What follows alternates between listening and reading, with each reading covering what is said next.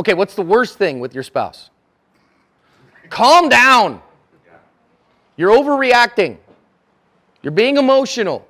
Many thanks to MagTech Ammunition for sponsoring today's video. It's the only ammunition that goes through my pistols or rifles and is the best stuff on the range. Calm down. How's that work in your marriage? About as well as it works in mine, right? How does that work against you? You show up somewhere angry because something wasn't right, and they go, sir, calm down. How does that make you feel? Instantly devalued, instantly not heard, instantly now we're in a fight. Oh, you want to fight, do you? So this is words I completely avoid. Calm down. Now, I will say, when we have an agitated person, now we start setting boundary. Again, healthy personal boundaries is a facet of a healthy life. So, healthy personal boundaries. What are some healthy personal boundaries? You have to set your own personal boundaries. I'll tell you, for instance, I don't allow people to curse at me. I allow cursing in my midst.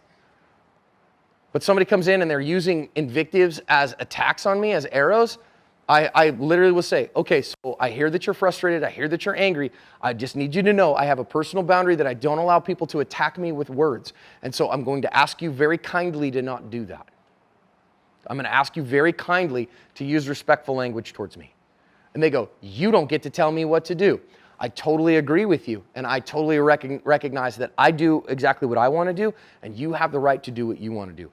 I want to have an interaction with you, and this is a path that we have to do that. So I'm going to ask you again to be very kind and to be professional in your interaction with me. No, I'm not going to do that. Then our communication is at an end. Done. Now I've set that boundary and maintained it. Now if they come back again and they go, we need to talk about this, can we do so in a way that is conducive to my boundaries? Well, yeah, we can do that. Great. Now we're back at it and we can have that discussion. Awesome. Sometimes as a pastor, I've had to do that. I had somebody who was angry, comes on my property. We had some real significant problems. Had to say, hey, wait a minute. We're at a place right now where this isn't healthy. So I'm going to ask us to take a break for the rest of today, and then we can come back together tomorrow and talk about this some more. So this is a healthy way to do that because we can't resolve this conflict right now. I totally get that you're frustrated. I'm frustrated too. So let's continue this tomorrow. You can't do that. You can't make me leave. This is a public place. So actually, this is a private property, and I am on the board of directors of this private property and in control of the property. And so I'm going to ask you kindly that it's time for us to end. Or what? Or Glendale PD will come and enforce that. Because I'm going to leave, and I can't leave until you do. So it's so much better if you and I just do this together friendly. But if you choose instead, then we can have the police mitigate the conflict. Well, that's bullcrap, and I totally get that you're frustrated. We can talk about it again tomorrow, but which would you prefer? Well, I'm going to get in my car then, and I'll see you tomorrow. Perfect. Great choice. Have a nice day. Again, they go up, I go down. All right? So, you heard Shelley Hill talk about this. Who took Shelley's image-based decision-making class during this thing? You've heard her talk about the ask, tell, make paradigm, okay? When we start talking about managing an unknown contact, now I am not a member of the ShivWorks consortium. I am not part of Craig Douglas's group, so I would prefer you take his curriculum and I would let him describe and train his curriculum, okay? But one of the big things is I learned it from really the ones that I've trained with, Paul Sharp, Larry Lindemann, Cecil Birch, okay? Is you see some guy that's coming your way at the gas station and goes, hey man, have you got $1? Is it okay to say, hey, can I ask you a favor? That's close enough. Can I ask you to just stop right there, please? So what's this say? Is this in English? Is this the English way to say stop? Works in every language in the universe, right? That's close enough. Thank you. Can I please ask you to just stay right there? You know what I found? That when people really need help, you know what they do? They stop right there. Oh gosh, I'm so sorry. Did I startle you? No, it's not a you thing, man. It's a me thing. But thank you for that. How can I help you? Well, I was wondering if you had $1 for some gas. We're stranded over here or whatever. My usual thing on that. Now, there's some people that are like, no, I don't help nobody. And I think your personal environment has to deal with that. Stephanie talks about this all the time. With Cody around, does not take social cues at all. She has to take a much harder line on this stuff. Whereas I can play a much softer line because I don't have that concern. So I've said many times, oh man, you're out of gas, that's miserable, where are you heading? Now I'm listening to see what's going on. Are they telling me a yarn or are they giving me some truth? Well, we just came over here looking for a job and then the job didn't materialize and we're trying to get home to Omaha and it's going to be a long way away. Dude, a tank of gas ain't going to get you far. Yeah, I know, but if we can get to Albuquerque, then I've got a friend there and we can stay at their house and work for a week and then we can get on home from there. Well, cool, man. Bring your car on up and when I'm done gassing this sucker up, I'll pull mine forward and I'll fill your car. How about that? I don't have any problem with that. That's to me a spiritual thing that I'm required to do as a follower of Jesus. You may not be that person, right? But I have had that thing. Well, if you got a couple dollars I can borrow for gas, and I go, well, come on, pull your car around over, and I'll put some gas in it for you. Well, actually, the car is full. I was more looking for, some for the next tank or whatever. Gosh, man, I'm sorry, I don't have any cash for you. I found somebody who didn't want the help I was willing to give. So, okay, fine. But you do that, see how we do that in a way that listens, that empathizes, asks some questions, paraphrase and summarize, right? And then if he goes, no, man, just come on, man, I just need $1, and he keeps coming in, now I've already asked, and if he pushes through my boundary, guess what I found? Somebody who pushes through my boundary is somebody now I need to tell. Sir, stop. I said that's close enough. Stop. Did you hear my tone differentiation? Was I rude? No. Again, if he stops, oh gosh, man, look, I'm sorry, I'm just frustrated. Okay, are you hungry? Do you need a meal? Is that what you need? Because I'm happy to get you a hot dog inside. I'm happy to get you a bag of chips or something and a drink if that's what you need. But I'm sorry, I need something too, which is some personal space here, okay? And if they reciprocate, cool. But again, if they then push and they keep coming, now I make. Now, in that instance, how might I make? I know some people are like, then I OC spray the guy. Probably if you OC spray somebody who's just creeping in on your boundaries like that and you can't articulate that you know that they are an imminent physical threat right now, you might have some trouble with that. But I have in the past, this is why, number one, I always recommend when you get out of the car to fill the tank, you shut your door and lock the car. So now I can use the car, and you ever play merry-go-round with somebody? You ever have that? I've played merry-go-round with somebody. That's close enough. Back up. Well, look, man, takes another step forward. Okay, I'm going to take that step back. Enough. Well, what if he doesn't? Now I'm going to call the cops. Hey, I need an officer here. I got somebody who's threatening me, and I don't want to have a problem with him. Usually that's the case, and you go, okay.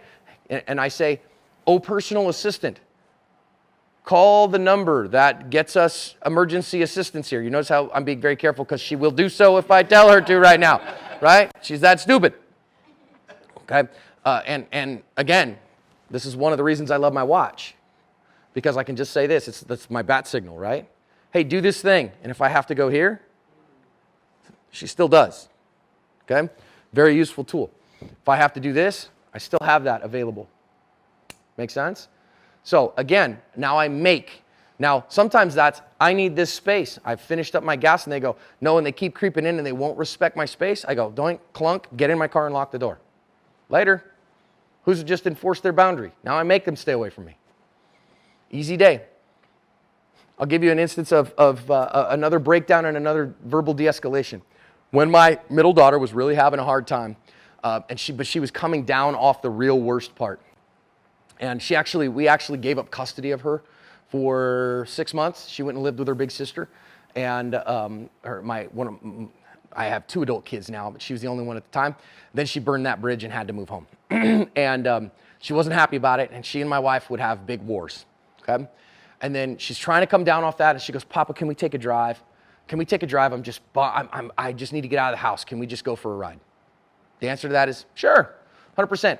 She likes my Mustang. It's fast. She likes the exhaust of it. She likes to go wee. Okay, cool, right? I do too. Yeah, we share this interest, okay? So we drive around a little bit. We go to a local QT because she wants a slushie. Cool, I'll buy you a slushie. That lets us talk, and she's all angry, and I don't know why I get in these fights with mama, and I go, because you're a teenage girl, and teenage girls fight with their mothers. It's just how this happens. Blah, blah, blah. So we get done with this slushie. Now, I'm standing in line to pay for her slushie, and there's a couple people in front of us, then it comes to be our turn, and this dude just comes through and comes from the back of the store and cuts right in front of us with a tall boy and like a pack of donuts or something, puts him down on the counter like it's his turn. And I'm like, okay, not gonna have that fight. Then he realizes he doesn't have his wallet. And he goes, and he like tosses him on the counter and walks out. And I was like, okay, I watched him walk out. All right, fine. Hey, you pay for your stuff, swipe my card. Cool, I don't need a receipt. Thanks so much. Have a nice day. We walk out. He's sitting in his car. And you know they have the 2 handicap spots right in front? So he is sitting in the handicap spot as I'm coming out on the left. The one on the right is open. And Middle Spawn and I start walking out and using this parking spot. He peels out like this and stops. And so I just put my arm out to stop her. Like, whoa, whoa, whoa. And I go ahead, man. Because I don't want to deal with that. You don't want to step in front of that either, right? So because she's like, drinking Slurpee. So I go, whoa, whoa, whoa. Hey, man, you. His passenger side window was down, and he leans out the passenger side window, again, adults in the room, and goes, you! Now, again, really piss poor victim selection. Because I'm rolling heavy like I always do, right? I look like this. I got all my stuff. I don't have a hat on because I don't generally wear a hat unless I'm out on the range. So I got my OC spray on me. I got my lumens on me. I got my first aid kit. I got a gun on me. I got all that stuff. And I'm like, bro. So I could have been like, man, you got a problem? But again, do I want to have a gunfight with a guy? So I go, no, you. And then guess what? Now he's going to jump out of the car. Maybe he's got a tire iron. I get in a defensive shooting. And then I'm probably justified in all that. Because can I say F you and then he gets out with a tire iron? And I go, well, he escalated it to a deadly force situation, so I drew my gun and I shot him. But instead, I just go, you're totally right, bro. Me.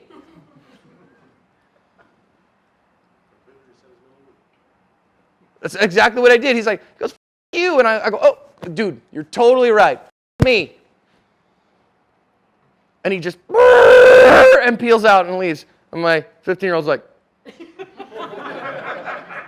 what was that? And I go, I don't know, man. Let's just get to the car and get out of here. So we'd parked it and I'd gotten a little bit of gas. Funny part of that, there's 2 dudes on motorcycles. It was nighttime, but it wasn't super late. It was like 8:30. 2 guys on motorcycles there right next to us getting gas on their bikes. And then one of them pipes up and goes, hey, you're the ASP guy, aren't you? And I go, yeah, man, I sure am. And he was like, dude, I love the videos. That guy didn't know what almost happened to him. Totally, absolute, swear before God, hand to God, true story. And I said, yeah, man, thank God nothing had to happen there. You guys keep it shiny side up. We'll see you another time. And we left, okay? So again, this ask, tell, make paradigm, and then you got to know when to move from verbal skills to physical skills. You got to know when somebody impinges on your life, that when it's time to go to the skills. I will say this, there's a time when this OC spray, if you use enough force early enough, you won't have to use more force later. That there are many times on the channel, if you're watching the daily narrated videos where I see somebody and I say, all these pre-attack indicators are here. If at this point this was justified use of OC spray, at the very least this guy is significantly diminished and we almost certainly don't have to go to lethal force later. So sometimes the use of an OC spray is actually a moral good because it will keep you from having to shoot somebody at a later date.